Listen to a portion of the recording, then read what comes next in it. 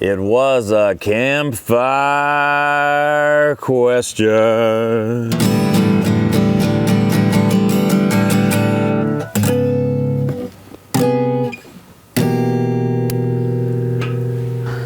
Whew. That didn't wake you up. Nothing will. Great question from Philip Williams, who writes, "We just turned 80. Happy birthday. Our health is good, but our mobility is very limited. Hiking trails are in our past. We loved to travel the lower 48. We can walk short distances, but hiking trails are impossible for us. What would you suggest we visit with our limitations? Love your channel, Danny and Karen." Thank you, Danny and Karen, for the wonderful question. Yes. I think that there are tons of options for you guys, and I think this will appeal to not only people with limited mobility issues, but for people with maybe young kids that, can't go on longer hikes just because their kids don't have the stamina for it, whatever. I would say within the national park system, there are so many options for you guys to visit viewpoints, vantage points along park roads.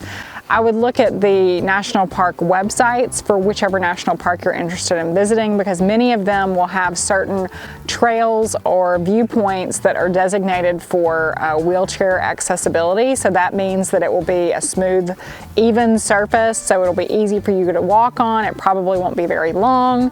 And really, you can usually see the high points of most national parks from these vantage points. So just be on the lookout for those. Yeah, in fact, a lot of the most popular national parks, Yellowstone, for example, have not only hiking trails, but a lot of walkways, wooden planks.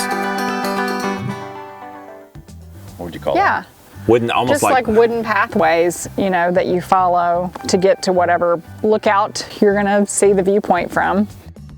Yeah, they're very level and very easy to navigate. They're designed to be that way. The national parks really are probably the first place to go if you want to see some of the most beautiful parts of our country with the guarantee or with the confidence that you might have that kind of experience. There are other places that I think you can go to that you can just drive around and look at the sites. You don't even necessarily have to get out of your vehicle. For instance, I'm thinking of the Alabama Hills, which we just visited earlier in our trip this year. You don't have to get out of your car and do the hikes if you don't want to. The viewpoints are still amazing just from the road. So if you can just drive around for a couple of hours and take in the sights, bring some binoculars, and I think it still would be really enjoyable, in my opinion. Yeah, and really, I think about a lot of these national parks and a lot of the national conservation areas will have scenic drives. Yes. I mean, that are really just designed for you to drive a loop. And, I will never forget the scenic drive in Capitol Reef National Park. Yes. In Utah. It's one of the prettiest drives that you're ever going to take. You're kind of going through this Red Rock Canyon. And it's just an incredible drive. You don't have to get out and walk around at all to enjoy that experience. Yeah, and I mean, like Theodore Roosevelt National Park has a great scenic drive. I think there are a lot of places, around the Badlands that you can do scenic drives. The Blue Ridge Mountains, in North Carolina have awesome scenic drives. Red Rock Canyon outside of Las Vegas. Absolutely. Was really pretty. I think the drive from Moab down into Arizona is a beautiful drive. So there are so many scenic drives. So if I were you, I would just get on the internet and start Googling scenic drives and look for those type of destinations where it doesn't require you getting out and doing a hike, because you're going to see everything from the road. The other thing I would tell you to look for are these small towns that sort of have a theme of some sort or are known for a festival or an event of some sort. We just stayed in Fredericksburg, Texas. It's a German heritage town. They have a beautiful Christmas display every year, and you don't really have to get out and do any sort of hiking there. There are wineries that you can tour, cute little town square that you can just stroll about to a few restaurants and shops. I'm thinking of places like Traverse City, Michigan, Holland, Michigan. Those are really cute towns that, you can see a lot of cool stuff. Leavenworth, Washington, Key West, Florida, lots of cool options, I think. On that note, You might also look into Harvest Host. I mean, Yes. full disclosure, we are Harvest Host affiliates. So if you decide to join, you can join through us. Harvest Host has really delivered some great experiences to us this past year, staying at wineries. We stayed at a farm. You could stay at golf courses, breweries. Golf courses. Yeah, so I mean, lots of really cool options there as well. There are museums where you can stay. So it doesn't require you getting out and doing some long, strenuous hike. If you can do a stroll, you know, for a few blocks, not even that far really, on a lot of these places, you'll still have a really cool experience. So I think you have a lot of options. If you've got good health and it's really just mobility that's your issue, I wouldn't be discouraged in any way from traveling in your RV, because I think there are so many awesome towns and, you know, events that you can attend and still have a great time. Yeah, something that we've learned over the years that has surprised me a little bit. You know, we have been traveling with our RV setup for quite a long time, and we have continually challenged ourselves to go to different places, because traveling around the country, it can be kind of like going to your favorite restaurant and you have your certain favorite items on the menu and you order the same thing every time. Yeah. And there's a problem with that, in that sometimes you can have wonderful experiences if you try something new.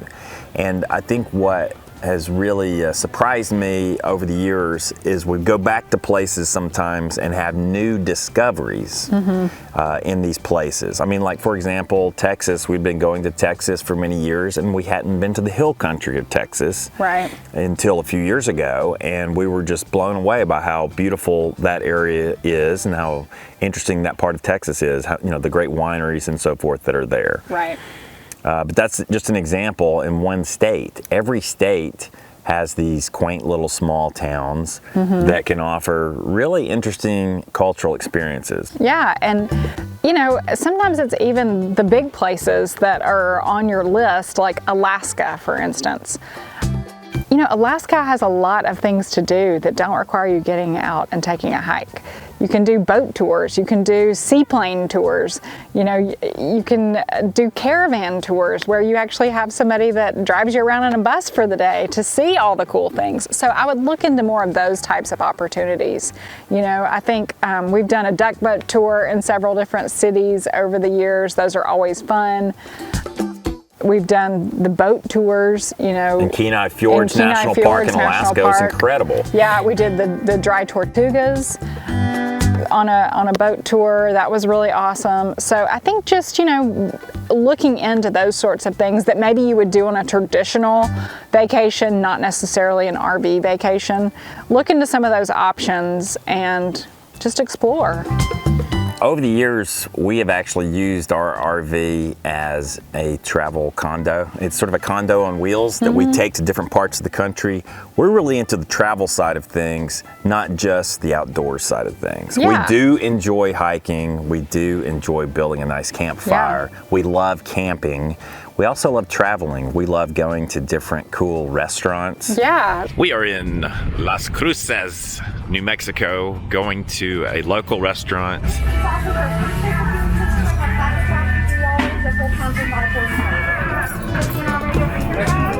may have out of order.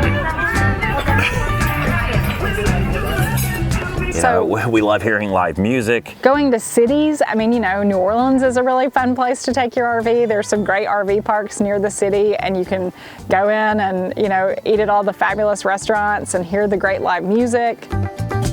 We've even taken our RV to New York City. Yeah. There's an RV park right across from Manhattan called Liberty Harbor, and we camped there, and you have views of the Manhattan skyline, and you can take the ferry over into the city and enjoy New York City. So, you know, there are the options there in these different cities. Quebec City was an awesome place that we visited with our RV that, you know, wasn't hiking or anything like that at all. We were in the heart of a city.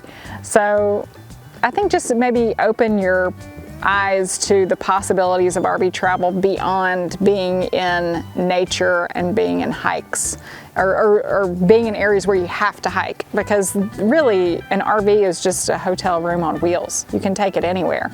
So don't just limit yourself to those really remote places where you have to hike.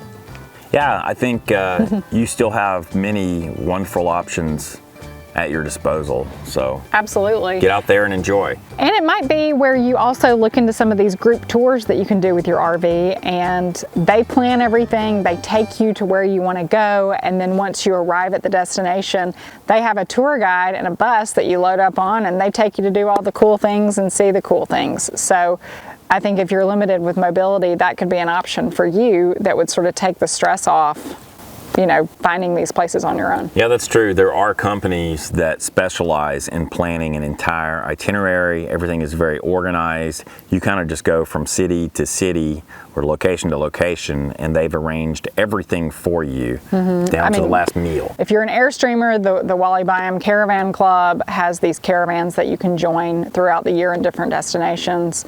We crossed paths with those guys on our Alaska trip, and they had all sorts of cool things planned that didn't require long hikes or a lot of physical activity. So just look into some of those options too. There is a company out there we talked to a while ago about doing a tour with. Right. Now, we're typically pretty fly by the seat of your pants type of people when we don't travel like with to RV. be on a schedule. Yeah, we typically don't like to be on a schedule. However, it might be interesting for us to do a small tour to get that experience and be able to share that experience with you guys. Yeah, just to show you what it's like. So that's a possibility, because I think there's probably some great upsides to doing that. When we were in Alaska, we actually hung out with the Airstream Owners Club there in... We were in Palmer, Alaska. Just right outside of Anchorage. They were on a multi-week tour throughout Alaska. Every stop had detailed planning and thought that went into it. Tours and dinners and all of those things. So evening speakers and so I think Escapees RV Club, I think they offer, you know, trips like that as well. I think the Family Motor Coach Association offers those kind of trips. So there are a lot of options out there. Maybe Good Sam offers them too. I'm not 100% sure about that, but look into some of those. That might be a great way for you to, you know, find some of these places that, you know, are exciting destinations that won't require you to get out there and do lots of hiking. Yeah, we really appreciated your question. I think it's inspiring when I see older people who are staying active and pursuing interesting experiences. Absolutely. You know, just because you turn 80 doesn't mean you need to stop doing what you love. Don't you have might to just sit do it at a home little and stare at the wall. Yeah. There's an old saying by the famous baseball player Satchel Paige, like, if you didn't know how old you were, how old would you be? And I've had a lot of people tell me, don't focus on your numerical age, focus on how you feel. Right. And I understand as you get older, like we all have mobility issues. My knees hurt a lot more than they used to, I can tell you that. Right. But you can still get out there and have a good time. Absolutely. Okay. Well, Danny and Karen, hopefully this answers your question and gives you some ideas on where to look for places to go and some itineraries that you can sort of look into, do a little research there, and hopefully you'll find some cool spots to explore. And on that note, what about you guys? We ask our community, especially some of you folks who might be in your 70s or 80s, are you still traveling with your RV very actively? Where do you like to go? What are some great experiences that people can have who might be mobility challenged? Post a comment, let us know your favorite spots. Yes. Thank you again for the question, Danny and Karen. We hope you guys enjoy your travels for many years to come. For the rest of you guys, if you haven't yet, please click that subscribe button down below. Share this with any friends or family that you think this might be helpful to, and click that thumbs up button if you enjoyed it. And until next time, what do we say? Lo-lo-ho. Hey guys, quick update about RV Nano Shield. Since posting the video, which details our Airstream being coated with a protected cover of ceramic glass, we've gotten a lot of questions from you guys about whether this will work on your RV and how you schedule an appointment. The real experts on the technical aspects of this ceramic coating are Vinny and Brian. So we invite you to contact them with these questions. I'm going to put Brian's contact info here. You can see that. So drop an email or call Brian at this number and he can give you the full scoop on having your RV coated with ceramic glass. And yes, we're going to try to get one or more of these guys onto Long Long Honeymoon soon to answer your specific questions. As always, thanks for watching and we will see you next time. Lo ho.